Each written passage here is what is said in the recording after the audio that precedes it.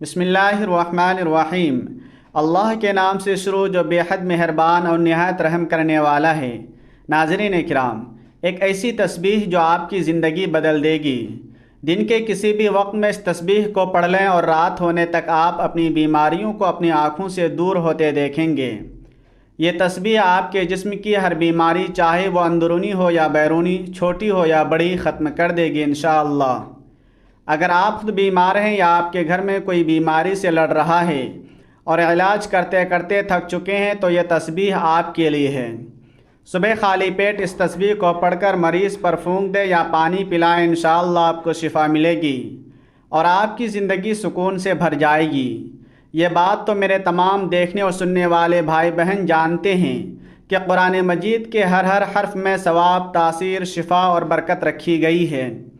میرے وہ تمام لوگ جو دنیاوی طور پر بیماریوں کے اخراجات اور دیگر خرچوں کی وجہ سے کافی پریشان رہتے ہیں، بہت زیادہ ذہنی تناؤ کا شکار ہو چکے ہیں، ہر وقت سینے پر بوجھ سا رہتا ہے، چھوٹی چھوٹی باتوں پر گھبراہٹ ہوتی ہے اور ہر وقت خود کو بے چین محسوس کرتے ہیں، انشاءاللہ آج آپ کی خدمت میں جو عمل لے کر حاضر ہوا ہوں اسے میرے بتائے ہوئے طریقے کے مطابق آپ نے کر لینا ہے۔ میں امید کے ساتھ کہتا ہوں کہ آپ کی ہر بیماری ختم ہو جائے گی۔ ہر عمل یا وظیفہ شروع کرنے سے پہلے میں آپ کو ایک بہت اہم بات بتانا چاہتا ہوں۔ جو بھی عمل یا وظیفہ ہم آپ کو بتاتے ہیں وہ اللہ کی طرف سے ہوتے ہیں، یعنی جو اعمال آپ کرتے ہیں وہ اللہ کے کلمات ہوتے ہیں، اللہ کا ذکر ہوتے ہیں، قرآن پاک کے الفاظ ہوتے ہیں، قرآن پاک کی صورتیں ہوتی ہیں جن کی برکت، طاقت اور وسیلے سے اللہ پاک شفا عطا فرماتا ہے۔ بہت سے لوگ کہتے ہیں کہ ان وظائف یا اعمال میں کچھ نہیں رکھا، تو میری ان سے گزارش ہے کہ ہم کوئی بات اپنی طرف سے نہیں بتاتے، ہم اللہ کا ذکر بتاتے ہیں، قرآن کا وظیفہ بتاتے ہیں جسے پڑھنے سے شفا پروردگار عطا فرماتا ہے۔ آپ خود جانتے ہیں کہ اللہ کی کلمات میں کتنی طاقت ہوتی ہے۔ ہمیں چاہیے کہ ہم ان وظائف کو سچے دل اور کامل ایمان کے ساتھ ضرور کریں تاکہ ہمیں ان سے فائدہ حاصل ہو سکے۔ اگر آج کی یہ تسبیح پڑھ لینے سے ڈاکٹروں کے خرچ بچ جاتے ہیں، دوائیوں کے خرچ بچ جاتے ہیں اور مریض صحت یاب ہو جاتا ہے تو آپ بتائیں اس سے بڑی کامیابی اور کیا ہو سکتی ہے؟ یہ انسان جو صدیوں سے، کئی سالوں سے بیماریوں کا شکار ہوتا ہے، اس کی زندگی کی ایک ہی تمنا ہوتی ہے کہ اسے سکون مل جائے، بیماری سے نجات مل جائے، شفا مل جائے۔ اس کے لیے شفا سب سے بڑی نعمت ہوتی ہے۔ ناظرین کرام، حضرت علی رضی اللہ تعالیٰ عنہ کے پاس ایک شخص آیا اور عرض کیا کہ مجھے رات کو ٹھیک سے نیند نہیں آتی، سو نہیں پاتا، اور جب صبح اٹھتا ہوں تو پورے جسم میں درد رہتا ہے اور وہ درد بڑھتا رہتا ہے۔ جب اس نے اپنی بات حضرت علی رضی اللہ تعالیٰ عنہ کو بیان کر دی تو انہوں نے فرمایا، اے شخص، اگر تم رات کو پانی پیتے ہو تو پانی پینا بند کر دو، کیونکہ یہ انتہائی نامناسب ہے۔ رات کو پانی پینے سے درد شروع ہو جاتا ہے، لیکن اللہ پاک اسے شفا دینا چاہے تو دے سکتے ہیں، ورنہ اس کا علاج ناممکن ہے۔ پانی جسم کے لیے ایک انتہائی اہم چیز ہے۔ جب ہم مناسب مقدار میں پانی نہیں پیتے تو ہمارے جسم میں پانی خشک ہو جاتا ہے۔ اکثر رات کے وقت ہمیں پانی کی ضرورت محسوس ہوتی ہے اور لوگ رات کو اٹھ کر پانی پیتے ہیں، لیکن اب جدید میڈیکل سائنس نے بھی رات کو پانی پینے سے منع کیا ہے۔ ان کا کہنا ہے کہ بستر پر جانے سے قبل پانی کا استعمال نیند کو متاثر کرتا ہے اور اس عادت کے نتیجے میں بیت الخلاء کے لیے بار بار اٹھنا پڑتا ہے۔ جب انسان گرم بستر سے اچانک بیت الخلاء جاتا ہے تو جسم ٹھنڈا پڑ جاتا ہے، جو صحت کے لیے نقصان دہ ہے۔ دوسری بڑی وجہ گردوں سے متعلق ہے۔ آپ سب جانتے ہوں گے کہ رات کو گردے اپنے کام میں بہت سست ہو جاتے ہیں۔ یہی وجہ ہے کہ کچھ افراد صبح اٹھنے پر ہاتھوں اور چہروں پر سوجن کا شکار ہو جاتے ہیں۔ اس لیے رات کو سونے سے پہلے پانی پینا ایسے افراد کے لیے مسائل بڑھا سکتا ہے۔ تیسری بڑی وجہ یہ ہے کہ اگر آپ سونے سے پہلے پانی پیتے ہیں تو یہ نیند میں مداخلت کی بڑی وجہ بنتا ہے۔ وزن کم کرنے کے لیے پانی کی طرح نیند بھی ایک اہم چیز ہے۔ میڈیکل سائنس کہتی ہے کہ 6 سے 8 گھنٹے کی نیند زندگی میں اہم تبدیلی لا سکتی ہے۔ سائنس کے مطابق جو لوگ کم سوتے ہیں یا زیادہ نیند لیتے ہیں ان کے وزن بڑھنے کے خطرات بڑھ جاتے ہیں۔ زندگی میں نیند کی اہمیت سے انکار ممکن نہیں۔ نیند کی کمی بیماری کا باعث بن سکتی ہے، جبکہ مناسب وقت تک سو لینا لمبی زندگی کے حصول میں مددگار ثابت ہو سکتا ہے۔ ایک رات کی خراب نیند اگلے دن کو خراب کر سکتی ہے، یعنی کام پر توجہ نہیں رہتی یا غلطیاں ہونے لگتی ہیں۔ تاہم نیند کی کمی سے قطع نظر اکثر افراد کو ایک عجیب مسئلے کا سامنا ہوتا ہے، اور وہ ہے سونے کے بعد آدھی رات کو اچانک آنکھ کھل جانا۔ اللہ تعالیٰ نے رات کو آرام کے لیے بنائی۔ رات بھر کی پرسکون نیند انسان کو اگلے دن کے لیے چاق و چوبند کر دیتی ہے۔ انسانی جسم کو اللہ تعالیٰ نے ایک توازن کے ساتھ تخلیق کیا ہے۔ اس توازن میں جسم کا بگاڑ اس کے اندر کسی خرابی کی نشاندہی کرتا ہے۔ چینی ماہرین کی تحقیق کے مطابق اگر انسان کی آنکھ ہر روز رات کے کسی خاص وقت میں کھلتی ہے تو اس کا واضح مطلب کسی جسمانی یا روحانی خرابی سے ہو سکتا ہے۔ ناظرین، اس کے علاوہ بھی بہت سی وجوہات ہو سکتی ہیں کہ آنکھ کیوں کھلتی ہے۔ اکثر لوگوں کی شکایت ہوتی ہے کہ ان کی نیند اچانک کھل جاتی ہے اور اس وجہ سے نیند خراب ہو جاتی ہے۔ ہم میں سے شاید کوئی بھی ایسا نہیں جو رات میں ایک دو مرتبہ نہ جاگتا ہو، کیونکہ سبھی کسی فکر یا پریشانی کی وجہ سے یا کبھی برا خواب دیکھنے پر اچانک بیدار ہو جاتا ہے۔ کیا آپ نے کبھی مشاہدہ کیا کہ رات 3 سے 5 بجے کے درمیان آپ کی آنکھ عموماً کھل جاتی ہے اور اس لمحے کے دوران آپ بے چین ہو کر جاگ جاتے ہیں؟ یقیناً بہت سے لوگوں کے ساتھ ایسا ہوتا ہے۔ شاید ہم نے کبھی اس پر غور نہیں کیا۔ یہ وقت صرف جسمانی یا ذہنی پریشانی کا نہیں بلکہ روحانی ترقی کا بھی ایک موقع ہے۔ رات کے اس پرسکون لمحے میں جب دنیا سو رہی ہوتی ہے، اللہ تعالیٰ اپنے بندوں کو اپنی طرف متوجہ کرنے کے لیے ان کے دل کو جھنجھوڑتا ہے۔ یہ وہ وقت ہے جب بندہ اپنے رب کے ساتھ تنہائی میں راز و نیاز کر سکتا ہے۔ اگر آپ اس وقت اٹھ کر اللہ کا ذکر کریں، اس سے دعا مانگیں اور اس کی بارگاہ میں اپنی کمزوریوں اور ضرورتوں کو پیش کریں تو یہ آپ کے دل کو سکون دے گا اور آپ کی روح کو تقویت بخشے گا۔ اس وقت کی دعائیں اور استغفار نہ صرف آپ کی بیماریوں کو دور کرتے ہیں بلکہ آپ کے ایمان کو بھی مضبوط کرتے ہیں۔ ایک حدیث شریف میں ہے کہ جو شخص رات کے اس وقت اللہ سے مغفرت مانگتا ہے، اس کے گناہ معاف کر دیے جاتے ہیں اور اس کا دل پاک ہو جاتا ہے۔ تو ناظرین، اس وقت کو ضائع نہ کریں بلکہ اسے اللہ کی رحمت حاصل کرنے کا ذریعہ بنائیں۔ دنیا میں ہر امیر و غریب، نیک و بد کو قدرت کے قانون کے تحت دکھوں، غموں اور پریشانیوں سے کسی نہ کسی شکل میں ضرور واسطہ پڑتا ہے۔ دنیا مصیبتوں، غموں اور پریشانیوں کا گھر ہے۔ بعض لوگ اولاد کی نافرمانی کی وجہ سے پریشان ہیں، کچھ لوگ مال و اسباب کے ختم ہونے پر غم میں ڈوبے رہتے ہیں۔ یعنی انسان کسی نہ کسی فکر یا پریشانی کی وجہ سے نیند کی کمی کا شکار ہوتا ہے، اور ان ذہنی پریشانیوں کی وجہ سے رات کو بار بار آنکھ کھلتی رہتی ہیں۔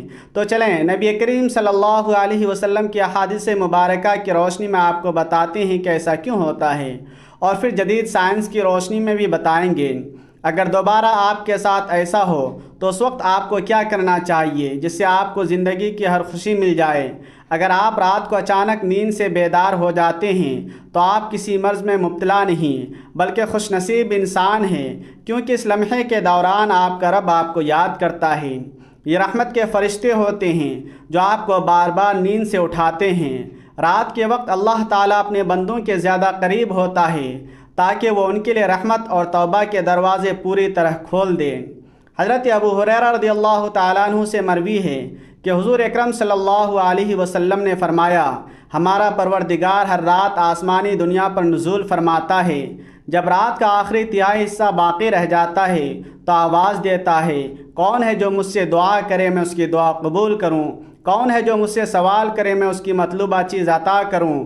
کون ہے جو مجھ سے بخشش طلب کرے میں اسے بخش دوں؟ ہے کوئی توبہ کرنے والا، میں اس کی توبہ قبول کروں؟ ہے کوئی سائل جسے میں عطا کروں؟ یہاں تک کہ صبح ہو جاتی ہے۔ اسی طرح ایک اور حدیث مبارکہ ہے، حضرت ابو سعید خدری رضی اللہ تعالیٰ عنہ اور حضرت ابو ہریرہ رضی اللہ تعالیٰ عنہ سے مروی ہے کہ رسول اکرم صلی اللہ علیہ وسلم نے فرمایا، اللہ تعالیٰ توقف کرتا ہے حتیٰ کہ رات کا ایک تہائی حصہ گزر جاتا ہے، پھر آسمانی دنیا پر نزول فرماتا ہے اور آواز دیتا ہے کوئی مغفرت کا طلبگار، میں اس کی مغفرت کروں؟ ہے کوئی توبہ کرنے والا، میں اس کی توبہ قبول کروں؟ ہے کوئی سائل، میں اسے عطا کروں؟ ہے کوئی دعا کرنے والا، میں اس کی دعا قبول کروں؟ حتیٰ کہ فجر ہو جاتی ہے۔ ان احادیث کا مقصد یہ ہے کہ آپ کو اس قیمتی وقت کی اہمیت بتائی جائے۔ یہ وقت کتنی اہمیت کا حامل ہے۔ جب ہمارا مالک ایسی آواز دیتا ہے، مانگ لو مجھ سے، جو اس وقت مانگتا ہے اسے عطا کیا جاتا ہے۔ اگر آپ کی آنکھ رات کو کھل جاتی ہے تو فوراً اٹھیں اور اپنے رب سے اپنے لیے مانگ لیں۔ سیدنا عبادہ بن صامت رضی اللہ تعالیٰ عنہ سے روایت ہے کہ انہوں نے نبی اکرم صلی اللہ علیہ وسلم کو فرماتے ہوئے سنا، جو شخص رات کو اٹھے اور دعا کرے، اے اللہ مجھے بخش دے، اس کی دعا قبول ہوگی۔ اگر وہ وضو کرے اور نماز پڑھے تو اس کی نماز قبول ہوگی۔ یہاں نماز سے مراد تہجد ہے۔ دوسری حدیث سنیے۔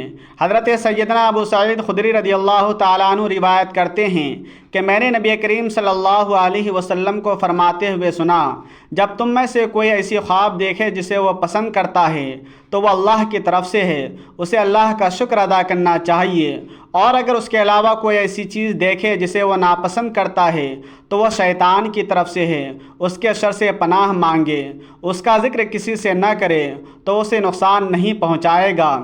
اکثر لوگ برے خواب بیان کرتے ہیں اور تعبیروں کے بارے میں پوچھتے ہیں۔ اس بات کو ملحوظ رکھیں کہ بہتر ہے کہ برے خوابوں کی تعبیر نہ پوچھیں۔ جب کبھی رات کو آنکھ کھلے تو نبی کریم صلی اللہ علیہ وسلم کے ان فرامین پر ضرور عمل کریں۔ اگر آپ کا بستر سے اٹھنے کو دل نہ کرے تو پہلی حدیث مبارکہ پر عمل کر کے 2 سے 5 منٹ کے لیے دعا کریں، اے اللہ مجھ پر اپنی رحمت فرما اور اس مقدس لمحے سے فائدہ اٹھانے کی ہمت اور توفیق عطا فرما۔ اس وقت آپ کو بار بار پکارا جاتا ہے کہ انسان کو جس مقصد کے لیے پیدا کیا گیا ہے اسے پہچانے اور اسے پورا کرے۔ ناظرین کرام، قرآن مجید میں اللہ تعالیٰ نے اپنے مومن بندوں کی یہ صفت بیان فرمائی ہے کہ وہ رات کے وقت تھوڑا سوتے ہیں اور آخر رات مغفرت مانگتے ہیں۔ ناظرین، ہر چیز کے پیدا ہونے اور پرورش پانے کا ایک خاص موسم ہوتا ہے۔ ہریالی اور خوبصورتی بہار کے موسم میں دیکھنے کو ملتی ہے۔ اسی طرح چاند 29 دن کے سائیکل کے بعد پھر سے چمکنا شروع کر دیتا ہے۔ اسی طرح رات کے پچھلے حصے میں روحانی دنیا کی بہار کا موسم ہوتا ہے، رحمت کے نزول کا وقت ہوتا ہے۔ اللہ تعالیٰ چاہتا ہے کہ بندہ اپنی نیند سے اٹھے اور اپنی خواہشات کا اظہار کرے۔ اس وقت رب کائنات تمام خزانے بانٹنے کے لیے بےتاب ہوتا ہے۔ اس کے علاوہ جدید سائنس بھی کہتی ہے کہ نماز ایک بہترین ورزش ہے۔ اس کے ہر رکن کے الگ الگ فوائد ہیں۔ نماز سے جسم کی تمام بیماریاں ختم ہو جاتی ہیں۔ اس لیے نبی کریم صلی اللہ علیہ وسلم نے 1400 سال پہلے حکم دیا، اور آج اربوں روپے خرچ کر کے سائنس اسے ثابت کر رہی ہے۔ لیکن کچھ لوگ اب بھی اسلام میں کیڑے نکالنے پر گامزن ہیں اور ہمیشہ منہ کی کھاتے ہیں۔ اگر آپ کی اس وقت آنکھ کھلتی ہے تو ضرور اٹھیں، وضو کریں تاکہ آپ اچھی طرح جاگ جائیں اور پاک ہو جائیں، یا کچھ دیر کے لیے لمبے لمبے سانس لیں، زور زور سے سانس باہر نکالیں تاکہ جسم سے بیماریاں خارج ہوں۔ سجدہ کرتے وقت جب آپ نیچے جھکتے ہیں تو دماغ کو زیادہ خون ملتا ہے۔ نماز کی سجدے کی حالت میں بندہ مومن اللہ کی بندگی کے حوالے سے بہترین حالت میں ہوتا ہے، اور یہی دعا کے لیے سب سے اچھا موقع ہوتا ہے۔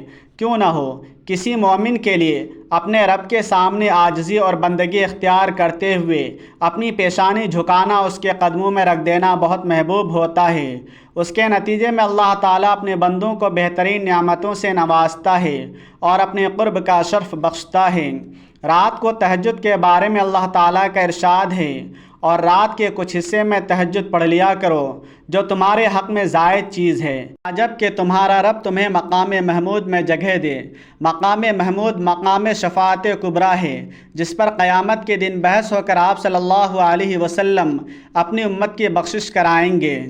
مسلمانوں کو چاہیے کہ رات کو جب آنکھ کھل جائے وضو کر کے 2 رکعت، 6 رکعت یا 8 رکعت، جتنی طاقت اور فرصت ہو، دل کی رغبت ہو، پڑھ لیا کریں۔ تہجد کا ثواب مل جائے گا۔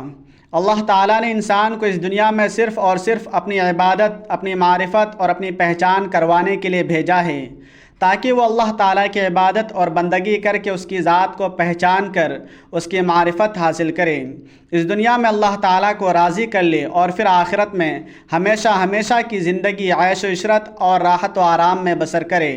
یہی وجہ ہے کہ حضرات انبیاء علیہم الصلاۃ والسلام اور صحابہ کرام رضی اللہ عنہم نے اپنی تمام زندگی غمی، خوشی، تنگ دستی اور روانے کے ہر وقت ہر لمحے اس عظیم مقصد کو یاد رکھا اور وہ اس میں کامیاب رہے۔ وہ دنیاوی کاروبار، تجارت اور حرفت وغیرہ بھی کرتے تھے، لیکن ان کے دل ہمیشہ اللہ کی محبت الفت میں مست اور شرفشار رہتے تھے۔ وہ کسی وقت بھی اس کی یاد سے غافل نہیں رہتے تھے۔ ایسے ہی لوگوں کے بارے میں اللہ تعالیٰ نے قرآن مجید میں فرمایا، یہی وہ لوگ ہیں جنہیں کوئی تجارت یا خرید و فروخت نہ اللہ کی یاد سے غافل کرتی ہے، نہ نماز قائم کرنے سے اور نہ زکوٰۃ دینے سے۔ یہی وہ لوگ ہیں جو رات جیسے پرسکون وقت میں بھی راحت و آرام کے بجائے اپنے محبوب حقیقی کے سامنے عبادت و بندگی کے لیے دست بستہ کھڑے ہوتے ہیں اور نماز میں اس کے سامنے راز و نیاز میں مشغول ہو جاتے ہیں۔ اللہ تعالیٰ نے انہی لوگوں کا قرآن مجید میں مختلف انداز میں ذکر فرمایا۔ چنانچہ ایک جگہ ارشاد ہے، ان کے پہلو رات کے وقت اپنے بستروں سے جدا رہتے ہیں، وہ اپنے رب کو ڈر اور امید کے ملے جلے جذبات کے ساتھ پکار رہے ہوتے ہیں، اور ہم نے انہیں جو رزق دیا ہے وہ اس میں اللہ کے راستے میں خرچ کرتے ہیں۔ چنانچہ اس نفس کو کچھ پتہ نہیں کہ ایسے لوگوں کے لیے آنکھوں کی ٹھنڈک کا سامان ان کے اعمال کے بدلے میں چھپا کر رکھا گیا ہے۔ ایک دوسری جگہ ارشاد ہے، وہ رات کے وقت کم سوتے تھے اور سحری کے اوقات میں استغفار کرتے تھے۔ حضرت عبداللہ بن سلام رضی اللہ تعالیٰ عنہ فرماتے ہیں کہ جب حضور اقدس صلی اللہ علیہ وسلم مدینہ منورہ تشریف لائے تو لوگ آپ صلی اللہ علیہ وسلم کی طرف دوڑنے لگے اور کہنے لگے کہ حضور صلی اللہ علیہ وسلم تشریف لائے ہیں، میں بھی لوگوں کے ساتھ آیا کہ دیکھوں کہ واقعی آپ صلی اللہ علیہ وسلم نبی ہیں یا نہیں۔ میں نے آپ صلی اللہ علیہ وسلم کا چہرہ مبارک دیکھ کر کہا، یہ چہرہ جھوٹے شخص کا نہیں ہو سکتا۔ وہاں پہنچ کر سب سے پہلا ارشاد جو نبی کریم صلی اللہ علیہ وسلم کی زبان مبارک سے سنا وہ یہ تھا کہ لوگوں آپس میں سلام کا رواج ڈالو، غربا کو کھانا کھلاؤ، صلہ رحمی کرو، اور رات کے وقت جب سب لوگ سوتے ہوں تہجد کی نماز پڑھا کرو، تو سلامتی کے ساتھ جنت میں داخل ہو جاؤ گے۔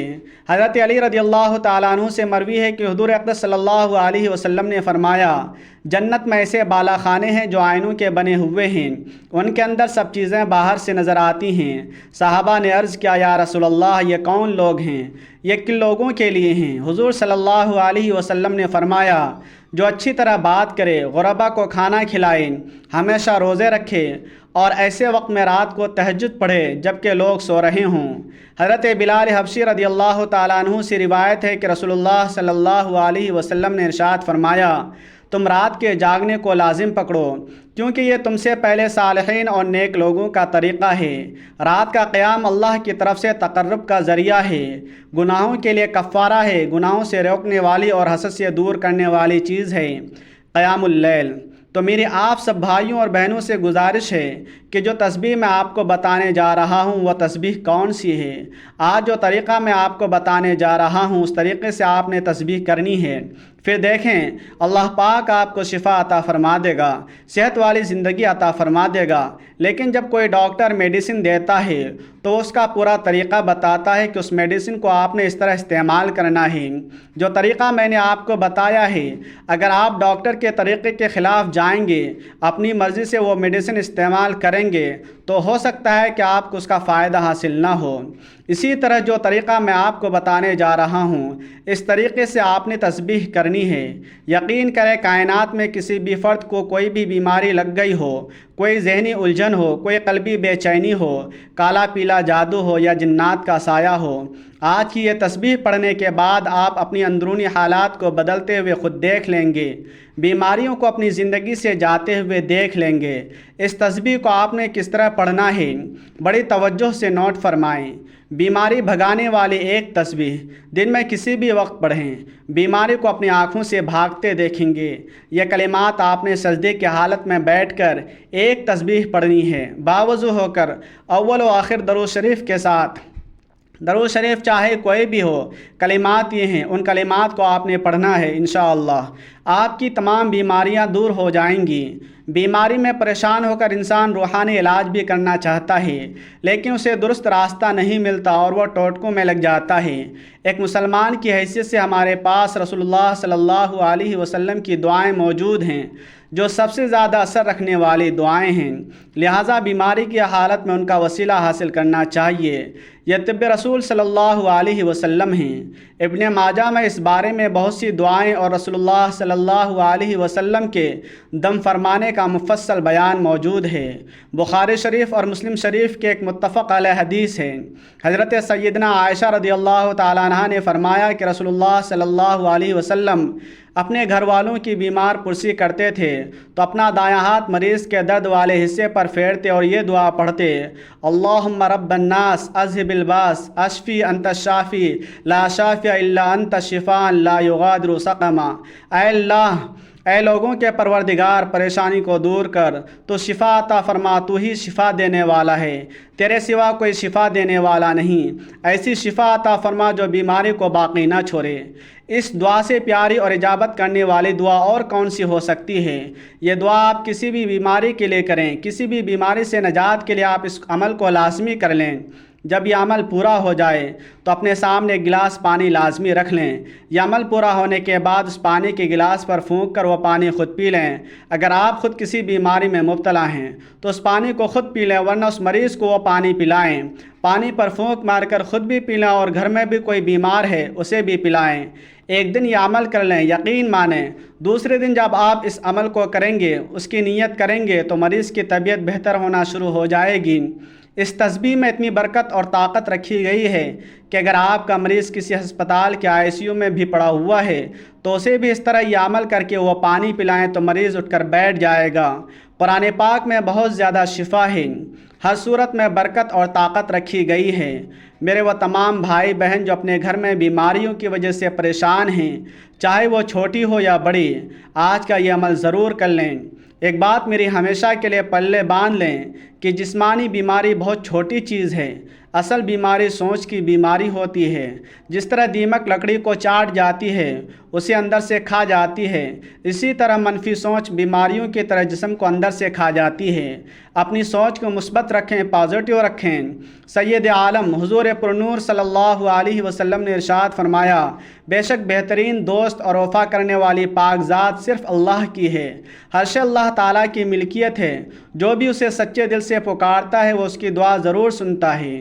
ناظرین کرام، یہ تسبیح اللہ کے کلمات کی طاقت سے بھرپور ہے، اسے سچے دل اور پختہ یقین کے ساتھ پڑھیں۔ اگر آپ اسے میرے بتائے ہوئے طریقے سے کریں گے تو انشاءاللہ آپ کی ہر پریشانی اور ہر بیماری دور ہو جائے گی۔ یہ عمل آپ کے لیے دوائیوں اور علاج کے خرچوں سے نجات دلا سکتا ہے۔ شفا اللہ کی طرف سے ہے اور یہ تسبیح اس شفا کا ذریعہ بن سکتی ہے۔ اپنی سوچ کو مثبت رکھیں، اللہ پر بھروسہ رکھیں اور اس تسبیح کو اپنی زندگی کا حصہ بنائیں۔ اے اللہ، ہم تیرے رحمت کے طلبگار ہیں، ہمارے گناہ معاف فرما، ہماری پریشانیوں کو دور کر اور ہمیں اپنی شفا سے نواز۔ ہم تیری طرف رجوع کرتے ہیں، ہماری دعائیں قبول فرما، آمین۔ اگر آپ کو آج کی ویڈیو اچھی لگی ہو تو لائک، شیئر اور سبسکرائب کرنا نہ بھولیں، اور آپ سے گزارش ہے کہ اللہ تعالیٰ کے 99 ناموں میں سے کوئی ایک نام کمنٹ میں ضرور شیئر کریں۔ اللہ تعالیٰ ہم سب کا حامی و ناصر ہو، مجھے بھی اپنی دعاؤں میں یاد رکھیں۔